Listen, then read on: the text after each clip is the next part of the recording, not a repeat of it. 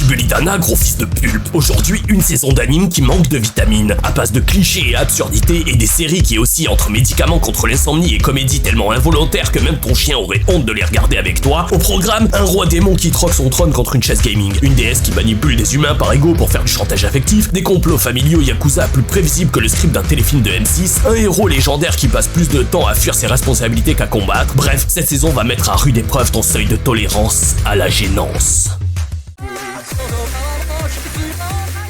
Bleach. Alors dans cette suite de l'apocalypse à la sauce Bleach, Ivact, le fureur des Quincy, décide de nous faire attendre après 9 ans, 9 minutes pour commencer l'épisode, parce que c'est hilarant d'être méta. Ichigo, notre héros qui a autant de contrôle sur son destin que sur une voiture sans frein, débarque pour sauver la situation. Mais non, son sang de Quincy en mode raciste par défaut le manipule et finit par découper ce qu'il était censé protéger.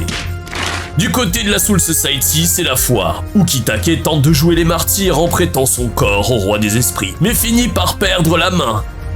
Pendant ce temps, Ryo Ishida, armé d'une nouvelle technologie allemande, décide de transpercer Ichigo. Pendant que Ganju est occupé à balancer des pétards sur la Waffen SS, Chad, lui, il est là. Certainement prêt à rejoindre son abuelo, j'imagine.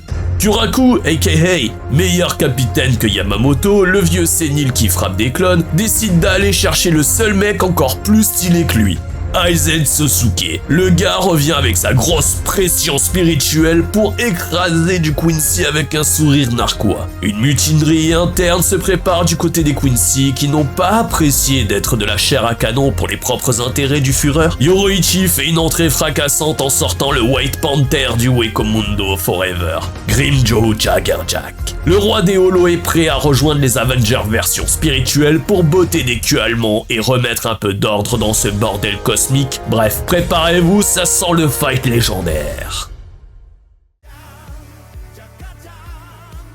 Dragon Ball Daima, remise en contexte de la trame temporelle de Daima avec le clown du Makai, frère consanguin de Dabra, qui réacte à Dragon Ball Z sur sa télé démoniaque avec le soi-disant frère du Kaioshin minable. S'ensuit, après avoir maté ses meilleurs épisodes, ce soi-disant roi décide à l'aide du Namek originel, créateur des Dragon Ball, grand méchant de Daima, je serais 0% étonné que ça sera lui le boss final. On a la meilleure idée d'utiliser les Dragon Ball de la Terre pour détruire la Z-Team comme jamais. L'idée du siècle, envoyer la Z-Team à la maternelle. Au pire, t'avais qu'à les transformer littéralement en fœtus et les foutre dans le congélateur de Freezer et c'était terminé, hein. Bon, heureusement, Shenron décide de faire son Denis Brognard en ajoutant des nouvelles règles, car ne pas être un client fidèle ne t'accorde pas 3 vœux. En vrai, ce Daima nous apporte plus de lore que l'entièreté de Super. C'est vraiment un bon début. À l'instar des humains qui viennent d'Éthiopie, les elfes de Dragon Ball, eux, viennent du Makai. On sent bien rien qu'avec l'opening que l'aventure est au rendez-vous,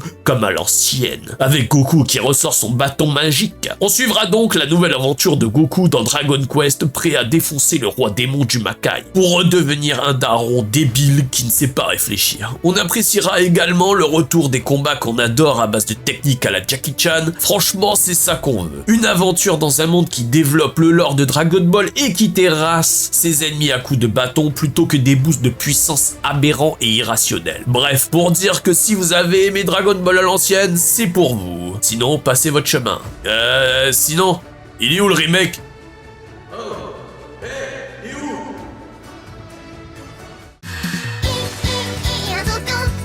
Quitte à ne pas avoir eu un remake de Dragon Ball, nous aurons donc un remake d'un autre ancien animé culte des années 90, Ranma 1/2. Nous retrouvons les aventures de Ranma Saotome plus accessibles que jamais sur les plateformes de streaming. Pour ceux n'ayant jamais vu cette œuvre culte, c'est le meilleur moment, alors j'en profite. L'histoire se déroule au Japon. Après avoir chuté dans les bains maudits de Chine, Ranma et son père Genma, qui s'entraînaient aux arts martiaux, se retrouvent maudits en fonction de la source à laquelle ils se sont baignés. Ranma, lui, débloque la capacité du Genderbender, et son père, lui, du panda. Ils changeront donc de physique en fonction de la température de l'eau à laquelle on les aspergera, ce qui créera des situations des plus extravagantes. Mais ce n'est pas tout. Nos deux maudits débarquent chez les Tendo, un vieux pote du père qui rêve de marier une de ses filles à Ranma pour perpétuer le dojo familial. Akane, la fille cadette, est bien sûr désignée fiancée malgré elle. Sauf qu'elle ne supporte pas les garçons. Entre chamaillerie et entraînement aux arts martiaux, s'ensuit des adversaires plus que burlesques que nos héros devront affronter dans des épreuves sportives complètement folles. Une romance, une comédie et de l'action à l'ancienne pour les amoureux de la nostalgie qui donne du baume au cœur. Dandadan, l'animé qui défie les lois de la nature, un ovni si je peux me permettre parmi les nouveaux animes. Une rafraîchissante série qui mêle délire complotiste, alien et surnaturel, baston et comédie romantique, drame et humour. Clairement la pépite de la saison qui valide tout. La qualité est indéniable de A à Z, c'est l'animé que je recommande le plus cette saison. Mais sinon, ça raconte quoi? On suit l'histoire d'un gros nerd complotiste qui croit fermement aux aliens sur Terre et une gyaru qui croit aux esprits et aux fantômes de l'autre. Leurs destins vont se croiser dans une école et ainsi les deux vont se lancer un défi de prouver les dires de l'autre. Donc la meuf part en urbex dans un hôpital abandonné cherchant des aliens et le boug, lui, va dans un lugubre tunnel cherchant un fantôme. Prenant leur courage à deux mains, chacun rencontre bien évidemment ce qu'ils sont venus chercher. Donc on se retrouve avec des aliens qui veulent copuler avec des humaines et il y en a un, il sort son chibre mécanique prêt à vraiment empaler plus qu'autre chose. Et de l'autre, on a une grand-mère en manque de bite avec la voix de Luffy, prêt à courser le moindre phallus à 100 km/h. Le malheureux pris de panique fuit de toutes ses forces toujours en contact téléphonique avec la gyaru. Sauf que celui-ci se fait posséder par Mami Turbo. Une fois possédé, il traverse le monde numérique du téléphone de la meuf et arrache le sgeg mécanique des aliens violeurs. Après cela s'ensuit une péripétie pour essayer de sauver le nerd de sa possession avec la plus sexy des grand-mères. Nos deux complotistes commenceront à se lier d'amitié voire de l'amour. Mais c'est ballot pour lui, il n'a plus ses baloches.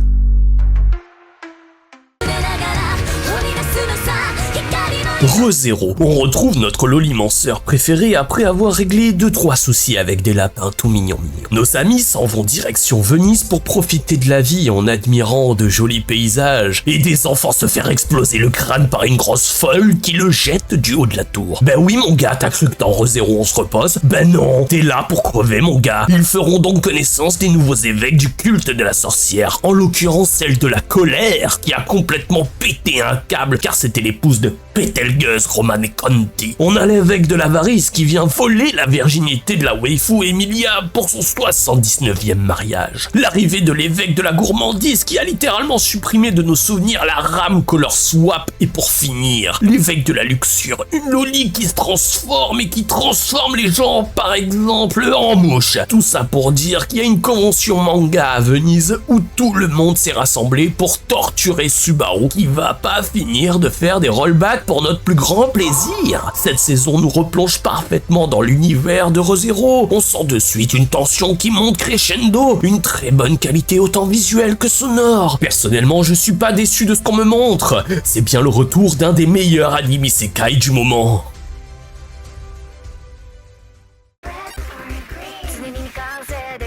La saison 2 de Shangri-La Frontière reprend avec Sunraku, notre joueur du grenier expert en jeu de merde, qui se retrouve de plus en plus plongé dans l'univers ultra immersif de ce VR MMO. Après avoir pris goût au challenge des créatures légendaires et autres boss redoutables, il sent qu'il a encore des secrets énormes cachés dans le jeu. Sunraku se lance donc dans une nouvelle quête, avec un objectif bien simple, débusquer et vaincre de nouveaux boss mythiques et récupérer des objets légendaires. Mais cette fois, les défis montent d'un cran. Il rencontre d'autres hardcore gamers aussi fous que lui, bien décidés à écraser tout le monde pour prendre la tête du jeu. Et certains ne sont pas là pour jouer fair play. Entre alliance tendue, rivalité épique et boss toujours plus sadique, Sunraku va devoir apprendre à garder son sang-froid et ses vies. C'est la saison où le monde de Shangri-La Frontière devient plus impitoyable, où les ennemis ne se contentent plus de suivre le manuel du jeu et où chaque quête pourrait bien cacher un piège fatal. Bref, il va falloir sortir à l'artillerie lourde et ne pas oublier de s'équiper correctement. Nina, une orpheline au caractère vif et enjoué, qui a une enfance pas super agréable, vivant dans la pauvreté extrême. Son optimisme et sa naïveté va être mis à rude épreuve par son soi-disant ami qui n'hésite pas à la dénoncer à un vendeur d'esclaves. Mais comme toute bonne œuvre destinée à un public féminin du collège, notre petite pisseuse se voit rachetée par un beau gosse aux allures de Zongli à la voix suave, qui a besoin d'un sosie de la princesse Alisha, prétendument morte, que personne n'a vu, mais que tout le monde sait qu'elle a les yeux bleus. Par chance, Nina a les yeux bleus. Elle se voit donc transportée à l'extrême opposé de sa situation initiale, où elle devra apprendre à se comporter comme une noble, dans un monde où le complot règne et les fourberies sont maîtres. Alors que pendant son apprentissage à devenir une gentille princesse, elle sympathisera avec son acheteur Azur, qui est le second prince de Fortuna. Il n'hésitera pas une seule seconde, sur un coup de tête, d'embrasser cet imposteur aux yeux bleus. Mais les obligations d'une princesse arrivent plus qu'elle a un mariage prédestiné pour créer des alliances entre pays et rencontrera donc son futur fiancé et ainsi donc commencera le triangle amoureux de la niaiserie. Bon, cet animé n'est clairement pas pour tout le monde, surtout pour ceux qui sont allergiques envers les histoires d'amour niaises. Même les complots sont assez simplistes, voire même prévisibles. J'attends encore le moment qui va me faire changer d'avis parce que pour l'instant, j'ai juste envie de foutre des claques de daron dans leur tronche.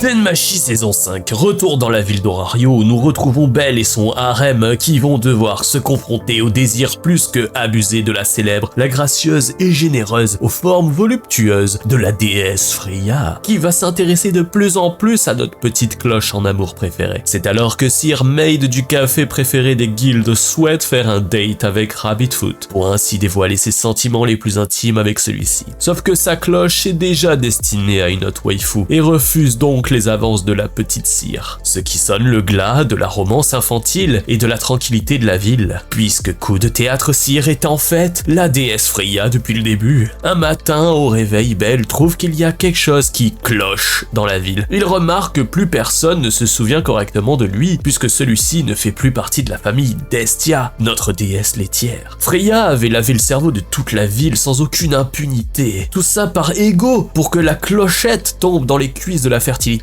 Mais que vont faire les rescapés de la folie de Freya pour sauver notre patte de lapin qui s'est fait piéger dans les griffes de l'amour toxique?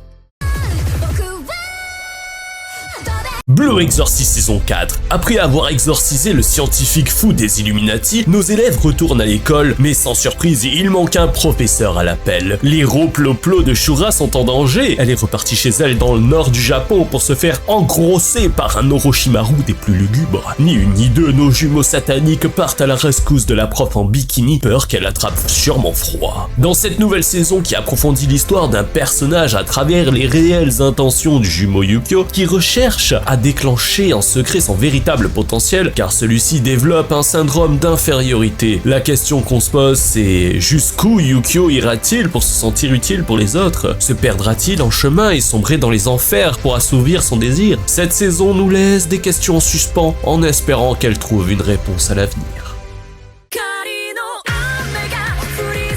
Demon Lord 2099, un puissant roi démon se faisant vaincre par le classique héros de l'histoire se retrouve endormi pendant 500 ans. Le roi démon se faisant réveiller par une jolie demoiselle découvre qu'il est dans l'univers de Cyberpunk 2099, où technologie et magie ne font qu'un grâce au méga-corpo qui dirige la ville. Le seigneur démon Veltol se dirige vers la plus haute tour de la ville, revoit un de ses anciens camarades démoniaques, un immortel qui était sous son commandement. Celui-ci maîtrise aisément son ancien patron grâce à la nouvelle technologie, mais pas seulement. Veltol n'a plus aucun fidèle qui croit en lui, ce qui fait que sa puissance est nerfée. Seule solution pour lui, de retrouver ses forces et redéployer sa puissance, il demande conseil à sa fidèle acolyte qui lui dit « Tu connais Twitch ?» C'est alors que Veltol se lança dans l'univers de l'influence pour récupérer sa puissance. En l'espace de moins d'un mois, il récupère des millions d'abonnés. Donc là, on a un random sorti de nulle part avec un RP seigneur démoniaque qui joue à Dark Souls et qui arrive tranquille à buzzer sur internet. Quelle sacrée image de réussite à la portée de tous. Suffit juste de se filmer et jouer au jeu pour que ça fonctionne. Bref, je pense justement c'est plus pour donner un moyen au personnage plus qu'une finalité. L'idée est intéressante, elle aurait pu être plus développée que ça. Après avoir récup une partie partie de sa puissance, il est temps pour notre seigneur démoniaque Veltol de donner une correction à son ancien sous-fifre qui vient de voler la waifu de l'anime. C'est impardonnable.